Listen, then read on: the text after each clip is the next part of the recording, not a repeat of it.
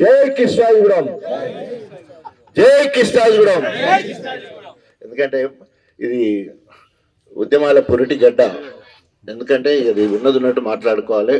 విప్లవ భావాలలో కానీ, కమ్యూనిస్టు విధానాలు కానీ, తెలంగాణ ఉద్యమంలో కానీ ముందు వరుసలో ఉన్న కృష్ణాజగూడెం గ్రామంలో మీ అందరితో కలిసి మాట్లాడడం కోసం, అదేవిధంగా జిల్లా నాయకత్వం, రాష్ట్ర నాయకత్వం, ముఖ్య నాయకులందరినీ కూడా తీసుకొని రావడం జరిగింది. మనకందరు కూడా ఉద్యమంలో మొదటి నుంచి ఉన్న రాష్ట్ర కార్యదర్శి కృష్ణారెడ్డి గారు, అట్లాగే మొన్నటి వరకు రైతు కోఆర్డినేటర్ ఉండి రైతు ఇప్పుడు కన్వీనర్గా బీఆర్ఎస్ పార్టీ పనిచేస్తున్న జంగం యాదగిరి గారు, అదేవిధంగా మండల ఇన్ఛార్జిగా రమేష్ నాయక్ చిన్న వయసులోనే వైస్ చైర్మన్ మార్కెట్గా చేసి ఈరోజు తనదైన శైలిలో ప్రజా సంబంధాలు పెంచుకుని ముందుకెళ్తున్నాడు.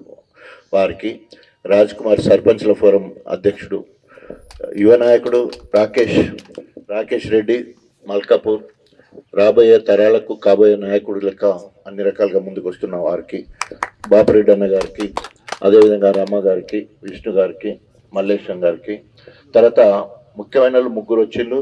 మారపాక రవి మీ అందరికీ తెలుసు, శిల్పురేమ అత్తగారు, తాడుకొండరావు గారు మధ్యలోకి Krishnajagudem. Marapaka Ravi standing committee chairman, మొన్నటి వరకు అంతకుముందు ఎంపీపీ, సుపరిచితులు అందరికీ. వారి పక్కనే ఆకుల కుమార్, మరి ఆకుల కుమార్ కూడా డైరెక్టర్, అదేవిధంగా 30-40 సంవత్సరాలు నాతోటి రాజకీయాలు వచ్చినప్పటికీ ఉన్నారు. వారు ఎన్నికల పరిశీలకులుగా ఉన్నారు. వారితో పాటు మహేందర్ రెడ్డి, మరి ఇంటలెక్చువల్ విద్యావేత్త, 2 కాలేజీలు నడుపుతున్నారు. వారు జఫర్గఢ్ ఇన్ఛార్జ్ మరియు మన గణపు నియోజకవర్గ ఆఫీస్ ఇన్ఛార్జ్గా వారు పనిచేస్తూ ఉన్నారు. వీళ్ళందరూ పెద్దోళ్ళని ఎందుకు తీసుకొచ్చినామంటే, మనం నిజం చెప్పాలంటే గణపురంలో బీఆర్ఎస్ పార్టీ గెలిచే ఉన్నది. ఎంత గెలిచినది అంటే మనమే కాకుండా పక్కన జనగాంను కూడా మనమే గెలిపించినాం. మన దాంట్లో సగం మంది జనగాం పోయి పల్లె రాజేశ్వరి గారికి గెలిపించినాం, సగం మంది ఇక్కడ ఉండి కడియం శ్రీరెడ్డి గెలిపించినాం. అంటే ఇవాళ అవిభక్త వరంగల్ జిల్లాలో 2 గెలిచినాయంటే గణపురం ఖాతాలోనే పడ్డాయి. కారణం ఏంటంటే ఇక్కడ కార్యకర్తలకు నాయకులకు కొదువలేదు. నాకు దేవుడు ఇచ్చిన వరం, పిల్లల డాక్టర్గా 40 సంవత్సరాలు, 4 సార్లు గెలిచాను. 4 సార్లు కృష్ణాజగూడెం ఎప్పుడు కూడా నన్ను కడుపులో పెట్టుకొని చూసుకున్నది. కానీ మొన్నటి ఎన్నికల్లో మనం గెలుస్తున్నామని గణపురం మొదటి 10 స్థానాల్లో గెలిచే స్థానంలో గణపురం ఉంటుంది. ఎట్లాగో మళ్ళా 2014, 2012లో, 2014లో, 2018లో డాక్టర్ రాజయ్యకే మీరు టికెట్ ఇచ్చారు. ఇప్పుడు కూడా రాజయ్యకే టికెట్ ఇస్తారు. మీరు రాజయ్యకు టికెట్ ఇస్తే నేను కాంగ్రెస్కు పోతా అని చెప్పేసి కడియం శ్రీహరి బ్లాక్మెయిల్ చేసిండు కేసీఆర్ గారిని ఎలక్షన్ల ముందు. ఏమని, ఎట్లా మీరు రాజయ్యకి ఇచ్చుకుంటారు, నేను నీకు దగ్గర సీనియరు, మన ఇద్దరం టీడీపీలో పనిచేసిన, ఆయన కూడా నువ్వు నన్ను లెక్క చేస్తలేవు, నేను కాంగ్రెస్ పోతాను బ్లాక్మెయిల్ చేస్తే నాకు రైతు సమితి చైర్మన్ ఇచ్చి రేపు లేదా ఎమ్మెల్సీ చేసి మంత్రి చేస్తా, నువ్వు రాజయ్య నువ్వు ఉండు అంటే నేను ఉండి గన్పూర్కి ఇన్ఛార్జ్ ఉండు, జనగాంకి ఇన్ఛార్జ్ గెలుపుకు రావాలని బాధ్యత అయిపోయింది కేసీఆర్ గారు. సో మనము నమ్మి కడియం శ్రీహరిని గెలిపించినాం. ఇక్కడ గెలిచింది మన గణపురంలో కడియం శ్రీహరి బీఆర్ఎస్ పార్టీ నుండి గెలిచిండు. మనము నమ్మి నానబోస్తే పుచ్చుబూరలు అయినట్టు అక్కర రాకుండా పార్టీ మారి ఆయన బిడ్డ ఇద్దరు కలిసి కాంగ్రెస్ కమ్ముడు పోయిండు. ఎట్లా అది మరి ఉట్టిగానే పోతే పర్లే చెప్పిపోవచ్చు, అట్లా కాదు. కేసీఆర్ ఇంటికి పోయి ఆయన తిండి పెడితే మంచిగా తిని, తర్వాత బీఫామ్ తీసుకొని పార్టీ ఫండు 25 కోట్లు తీసుకొని, తర్వాత దేవుడు ఇంద్రుడు చంద్రుడు అని కేసీఆర్ గారిని పొగిడి, ఇంట్లోకి వెళ్ళి బయటికి వెళ్ళి కేటీఆర్ దగ్గరికి వాళ్ళ కొడుకు దగ్గర పోయి మనం కాంగ్రెస్ వాళ్ళ మీద పోటీ పడుతున్నాం, మన పైసలు సరిపోవు, ఎందుకంటే వాళ్ళు అధికారంలో ఉన్నారు, వాళ్ళు బాగా పెడతారని చెప్పేసి ఆయన దగ్గర 5 కోట్లు అట్లా తీసుకొని, హరీష్ అన్న దగ్గర కొన్ని పైసలు, అందరి దగ్గర కూడగట్టుకున్నాడు. కథం తెల్లారంగానే రేవంత్ రెడ్డికి అమ్ముడు పోయాడు. ఎందుకంటే రూలింగ్ గవర్నమెంట్ ఇది, ఒక ప్రతిపక్ష ఎమ్మెల్యే ఉన్నాడు, ఆయనకు వచ్చేటే పార్టీ బలం పెరుగుతుంది. అప్పటివరకు 63 గెలిచుండే కాబట్టి ఈయన పోతే 64 అవుతుంది, ఇంకోటికి వెళ్తే 65 అవుతుంది, ఇట్లా అని చెప్పేసి 10 మంది దాకా అట్లా దొంగలు అమ్ముడు పోయి.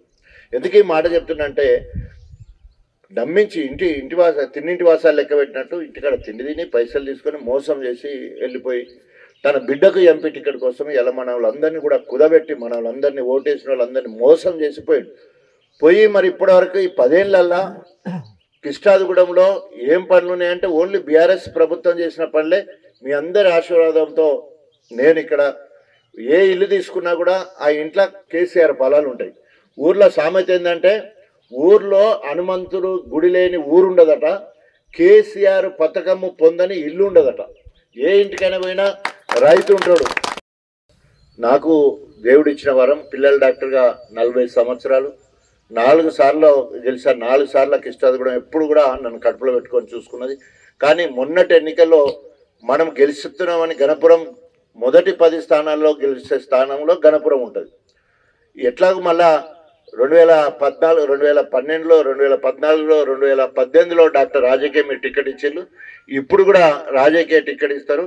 మీరు రాజయ్యకు టికెట్ ఇస్తే నేను కాంగ్రెస్కు పోతా అని చెప్పేసి కడియం శ్రీహరి బ్లాక్మెయిల్ చేసిండు కేసీఆర్ గారిని ఎలక్షన్ల ముందు. ఏమని, ఎట్లా మీరు రాజయ్యకి ఇచ్చుకుంటారు, నేను నీకు దగ్గర సీనియరు, మన ఇద్దరం టీడీపీలో పనిచేసిన, ఆయన కూడా నువ్వు నన్ను లెక్క చేస్తలేవు, నేను కాంగ్రెస్ పోతాను బ్లాక్మెయిల్ చేస్తే నాకు రైతు సమితి చైర్మన్ ఇచ్చి రేపు లేదా ఎమ్మెల్సీ చేసి మంత్రి చేస్తా, నువ్వు రాజయ్య నువ్వు ఉండు అంటే నేను ఉండి గన్పూర్కి ఇన్ఛార్జ్ ఉండు, జనగాంకి ఇన్ఛార్జ్ గెలుపుకు రావాలని బాధ్యత అయిపోయింది కేసీఆర్ గారు. సో మనము నమ్మి కడియం శ్రీహరిని గెలిపించినాం. ఇక్కడ గెలిచింది మన గణపురంలో కడియం శ్రీహరి బీఆర్ఎస్ పార్టీ నుండి గెలిచిండు. మనము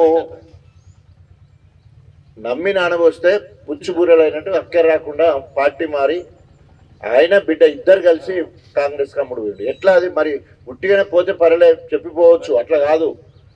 కేసీఆర్ ఇంటికి పోయి ఆయన తిండి పెడితే మంచిగా తిని, తర్వాత బీఫామ్ తీసుకొని పార్టీ ఫండు 25 కోట్లు తీసుకొని, తర్వాత దేవుడు ఇంద్రుడు చంద్రుడు అని కేసీఆర్ గారిని పొగిడి, ఇంట్లోకి వెళ్ళి బయటికి వెళ్ళి కేటీఆర్ దగ్గరికి వాళ్ళ కొడుకు దగ్గర పోయి మనం కాంగ్రెస్ వాళ్ళ మీద పోటీ పడుతున్నాం, మన పైసలు సరిపోవు, ఎందుకంటే వాళ్ళు అధికారంలో ఉన్నారు, వాళ్ళు బాగా పెడతారని చెప్పేసి ఆయన దగ్గర 5 కోట్లు అట్లా తీసుకొని, హరీష్ అన్న దగ్గర కొన్ని పైసలు, అందరి దగ్గర కూడగట్టుకున్నాడు. కథం తెల్లారంగానే రేవంత్ రెడ్డికి అమ్ముడు పోయాడు. ఎందుకంటే రూలింగ్ గవర్నమెంట్ ఇది, ఒక ప్రతిపక్ష ఎమ్మెల్యే ఉన్నాడు, ఆయనకు వచ్చేటే పార్టీ బలం పెరుగుతుంది. అప్పటివరకు 63 గెలిచిండే కాబట్టి ఈయన పోతే 64 అవుతుంది, ఇంకోటికి వెళ్తే 65 అవుతుంది, ఇట్లా అని చెప్పేసి 10 మంది దాకా అట్లా దొంగలు అమ్ముడు పోయి. ఎందుకు ఈ మాట చెప్తున్నంటే, నమ్మించి తిన్నింటి వాసాలు లెక్క పెట్టినట్టు ఇంటికాడ తిండి తిని పైసలు తీసుకొని మోసం చేసి వెళ్ళిపోయి తన బిడ్డకు ఎంపీ టికెట్ కోసం ఇలా మన వాళ్ళందరినీ కూడా కుదబెట్టి మన వాళ్ళందరినీ ఓటేసిన వాళ్ళందరినీ మోసం చేసిపోయాడు.